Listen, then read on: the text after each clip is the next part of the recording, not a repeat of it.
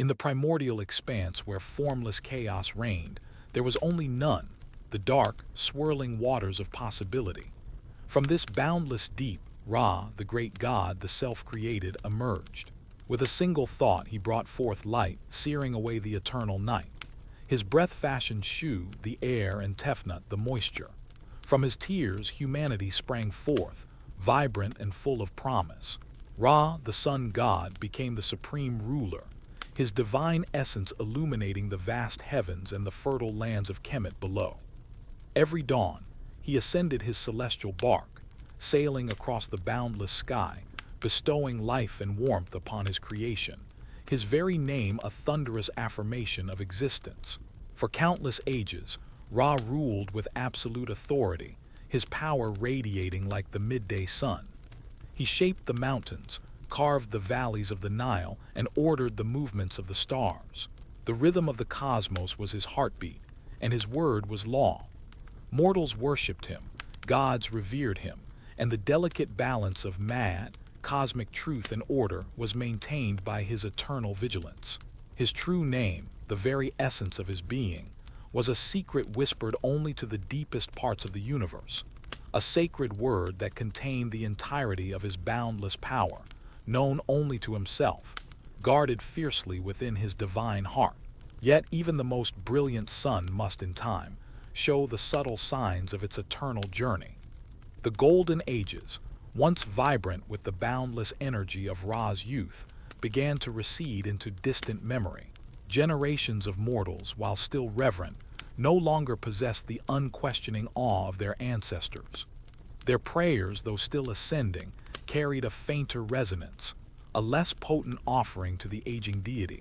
Ra, whose very essence was creation and boundless light, began to feel the slow, creeping weariness of eternity. He still piloted his majestic bark across the heavens, his golden form radiating warmth. But sometimes, when the light of day began to wane, a faint tremor would pass through his divine limbs. His eyes, though still piercing, occasionally held a distant, contemplative glaze, as if reflecting on the countless eons that had passed. The weight of his endless rule, the ceaseless demand to maintain mad, began to settle upon his ancient shoulders. The vibrant energy that once pulsed through his very being, while still immense, was no longer the inexhaustible spring it once was. Ra, in his infinite wisdom, was aware of this subtle change. He saw the shift in the mortal heart, the slight dimming of their unreserved faith. He felt the cosmic energies, once flowing effortlessly through him, now requiring a more conscious effort to direct. The world he had created was maturing, growing more complex, and his own power, while still supreme, felt less immediate, less raw than in the primal days of his emergence from none. His skin, once smooth and lustrous as burnished gold, now showed faint lines like the ripples on an ancient desert dune. His true name, the bedrock of his might, was his ultimate defense, his unassailable core. As long as it remained unspoken, unknown by any other being, his power, though aging, was fundamentally secure.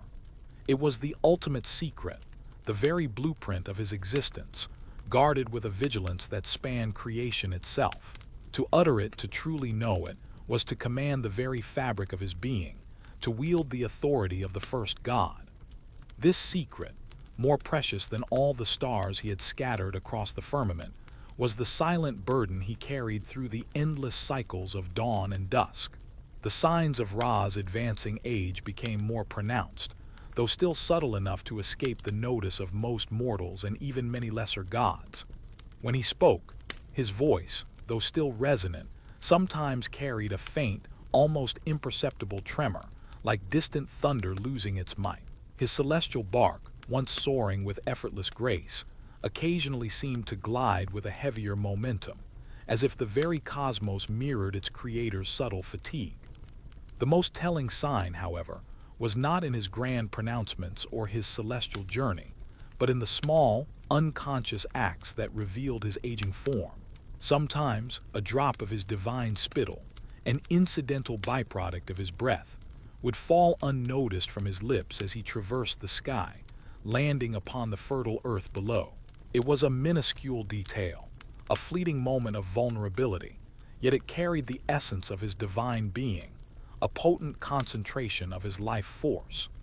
And it was these minute, overlooked instances that did not escape the keen, discerning gaze of a particular goddess, one whose wisdom was as deep as the Nile and whose magic was as vast as the desert night. Isis. Far below, in the rich, dark soil of Kemet, dwelt Isis, the Great Mother, the divine sorceress, she whose wisdom transcended the stars and whose magic could weave the very fabric of reality. Her heart, vast as the heavens, beat with an unparalleled love for her family and her people. She was sister and wife to Osiris, mother to the young, valiant Horus. Unlike Ra, whose power resided in his ultimate, unassailable true name, Isis's strength lay in her boundless intellect, her relentless pursuit of knowledge, and her mastery over the hidden forces of the universe. She observed Ra's journey from her sacred groves, her eyes, deep as ancient pools, taking in every subtle shift, every fleeting shadow, every glimmer of fading light. While others saw only the unchanging majesty of the sun god, Isis saw the fine lines of eternity etched upon his divine face, the imperceptible hesitation in his celestial path, the occasional, almost invisible drops of his divine spittle falling to the earth. She was not driven by malice or ambition for its own sake, but by a profound need to protect those she loved, a desperate yearning for the power to ensure their safety in a world increasingly fraught with peril. Isis's world had been brutally scarred by betrayal and loss. Her beloved husband, Osiris, the benevolent king, had been cruelly murdered and dismembered by his jealous brother, Seth. Though Isis, through her unparalleled magic and unwavering love, had painstakingly reassembled his body and resurrected him to rule the underworld, the memory of that profound violation lingered like a venomous shadow. Their son, Horus, still young and vulnerable, now carried the heavy mantle of avenging his father and reclaiming his rightful throne from the usurper Seth. The battle against Seth would be long and arduous, fraught with dangers that even Isis's mighty spells might not wholly avert. Horus needed ultimate protection, a shield that no dark magic could pierce, a power that could ensure his victory and the restoration of man. Isis knew, deep in her heart, that such absolute power resided only in one source, the true name of Ra, the very essence of the primordial creator, the word that governed all other words, the authority from which all magic flowed. Without it, Horus's path was uncertain, and the future of Kemet, eternally threatened by chaos, remained fragile. The weight of her son's destiny pressed upon Isis, heavy as the desert night. She spent countless hours in silent contemplation, her mind weaving through spells and prophecies, seeking a path to her formidable goal. She knew Ra guarded his true name with a jealousy as old as time, for knowledge of it would grant immense power, enough to command the cosmos itself. To simply ask for it would be an act of audacious folly, met with a swift and resounding refusal. Direct confrontation was impossible. Ra's raw power, though waning, was still far beyond her own. No, a different path was needed, a path of cunning, of subtle manipulation, of harnessing the very essence of Ra's unwitting vulnerability. Isis, the great strategist, began to piece together a daring plan. She remembered the fleeting drops of spittle from Ra's lips, carrying his divine essence, mingling with the common dust of the earth.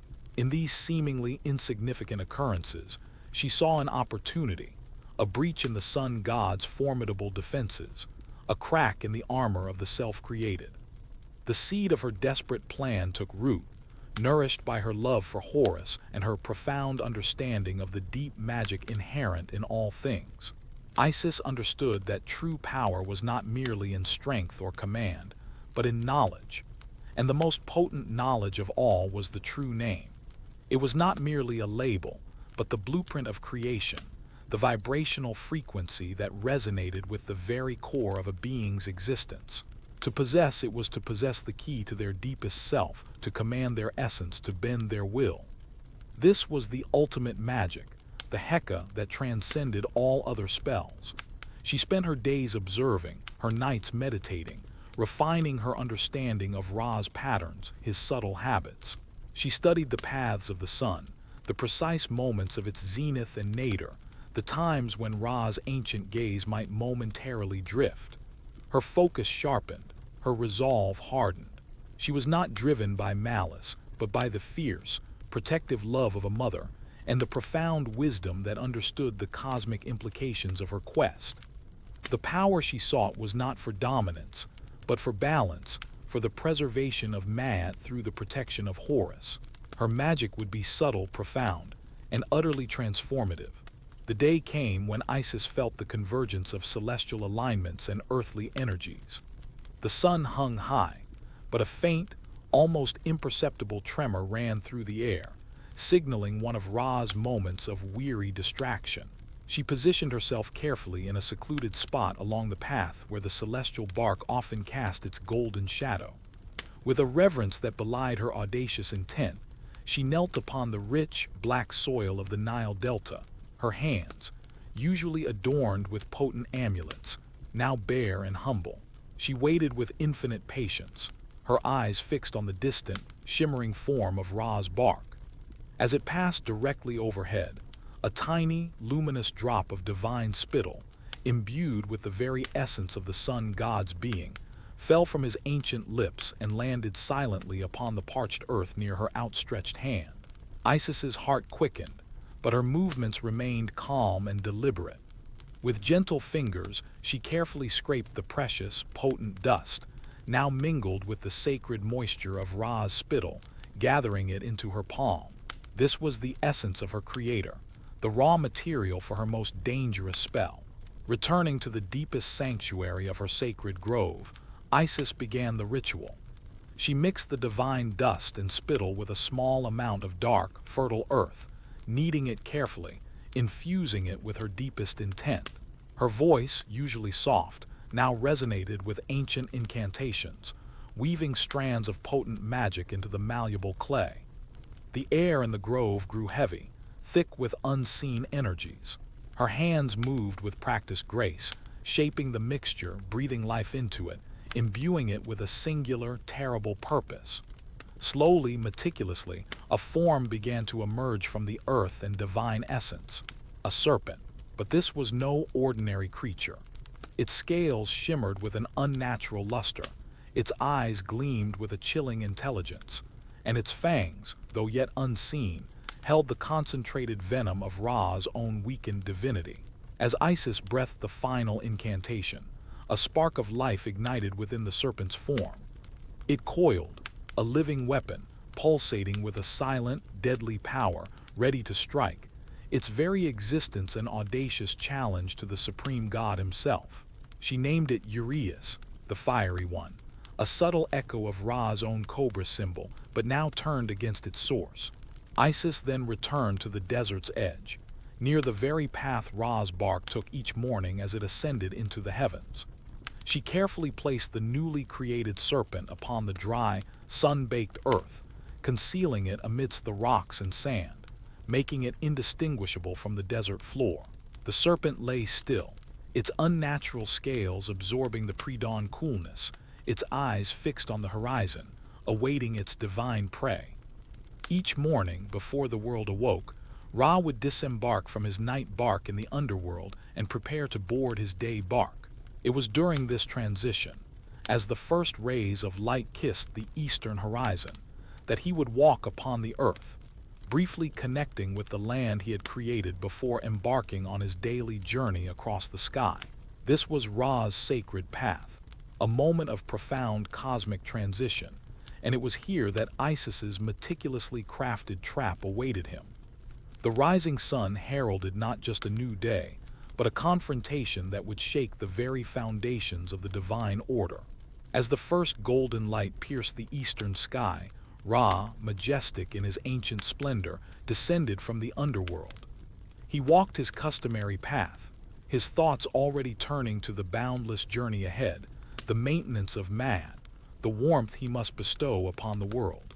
He moved with the slow, deliberate grace of a god who had seen countless eons, his gaze sweeping over the awakening earth, Yet his focus was on the grand cosmic ballet, not the minute details beneath his feet. Then, swift as a lightning bolt, the Uraeus, born of his own essence, sprung from its hiding place.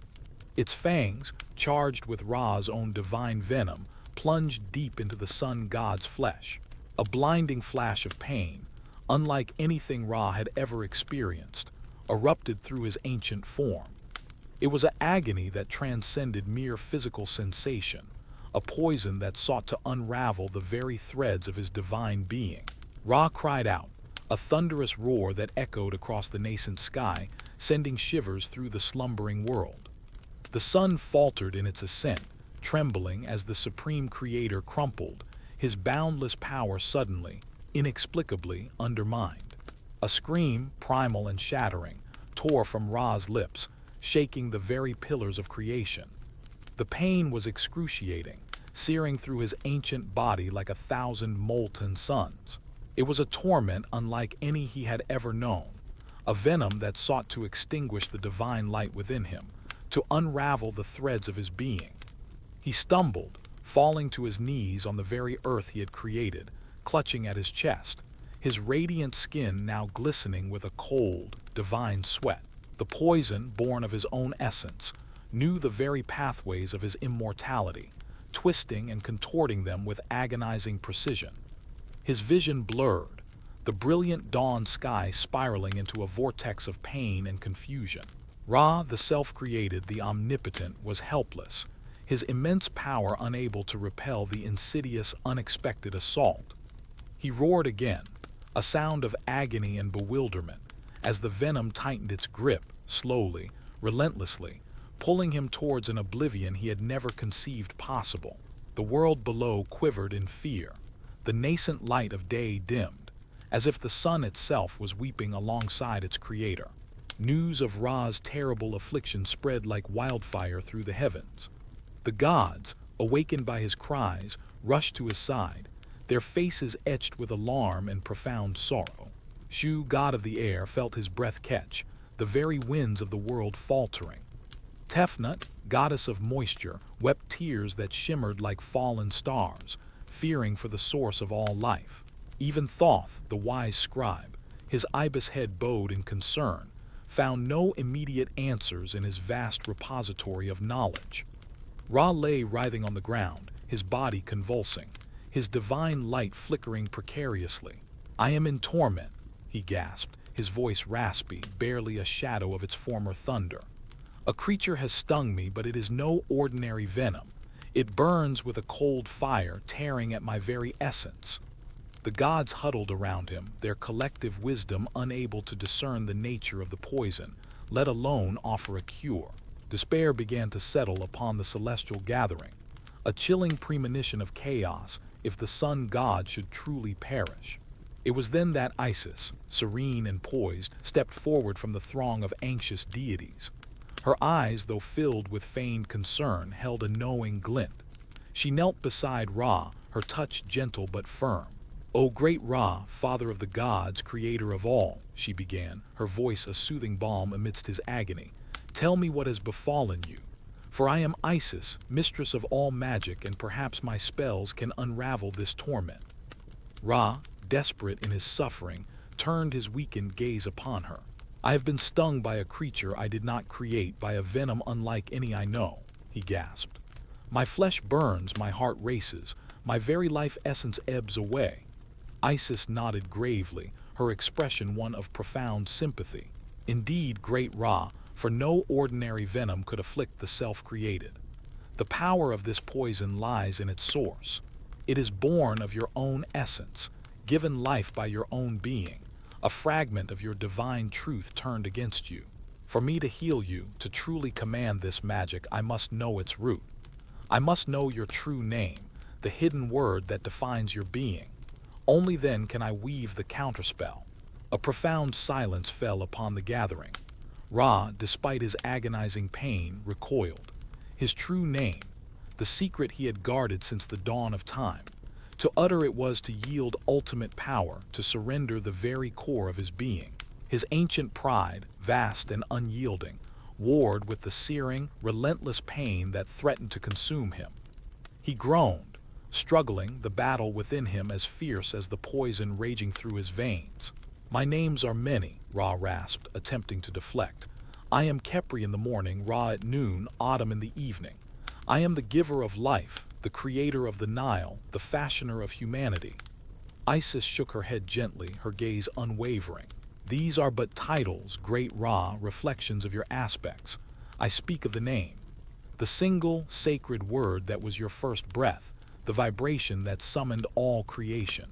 The name that holds the power of your very essence."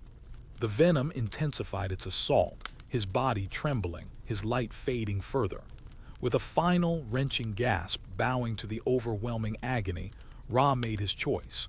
"Let my name pass from my heart into yours, Isis," he whispered, the words barely audible, yet vibrating with cosmic power. "Guard it well, for with it comes the power of creation itself." And then he uttered the sacred, secret word, the true name, a sound that resonated through the cosmos, passing from his lips into the waiting heart of Isis. The moment Ra's true name passed from his lips to Isis's heart was not a mere transfer of words, but a seismic shift in the fabric of the cosmos. A torrent of pure, unadulterated divine knowledge flooded Isis's being. She felt the raw power of creation surge through her veins, the very blueprint of the universe unfolding in her mind. She understood the ancient rhythms of Nun, the first stirrings of light, the intricate dance of Mad in every star and every grain of sand, the secrets of existence, the true nature of gods and mortals, the hidden incantations that governed all things, all became clear to her in a single, blinding flash of omniscience.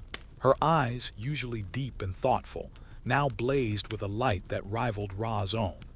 Her form seemed to expand, becoming luminous, ethereal, radiating a wisdom that transcended mortal comprehension. She was no longer merely the mistress of magic. She was the embodiment of cosmic knowledge, a living oracle, a goddess of unparalleled power and understanding. The burden of Ra's secret, once held by him alone, was now hers, a weight of ultimate authority she accepted with solemn grace, knowing its purpose was for the greater good, for the restoration of balance. With the true name now residing within her, Isis possessed the ultimate authority over Ra's essence.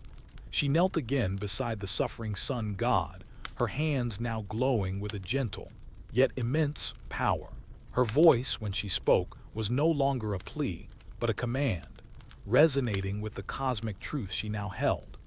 She chanted an incantation, weaving the newly acquired true name into the fabric of her spell, focusing the primordial power to counteract the venom.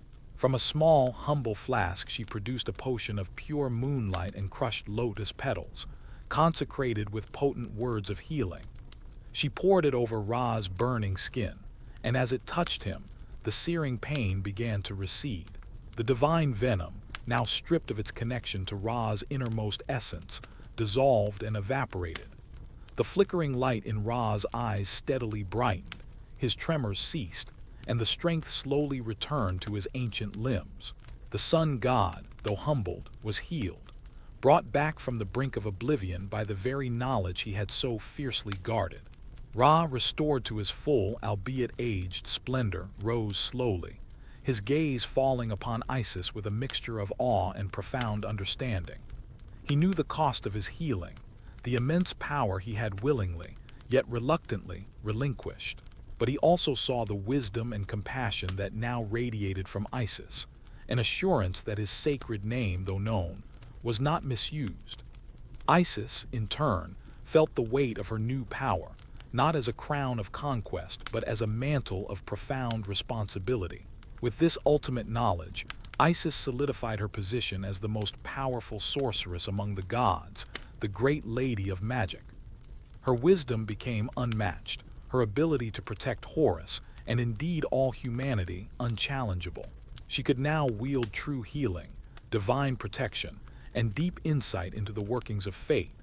Her presence along the Nile became a beacon of solace and strength, her counsel sought by gods and mortals alike. She became the ultimate guardian, the weaver of destinies, whose power derived directly from the fundamental truths of creation itself. With Ra healed and Isis empowered, the cosmic order, Maat, found a new and profound equilibrium. The wisdom of Ra's true name was not lost but transferred, ensuring its continued influence for the benevolent sustenance of the universe.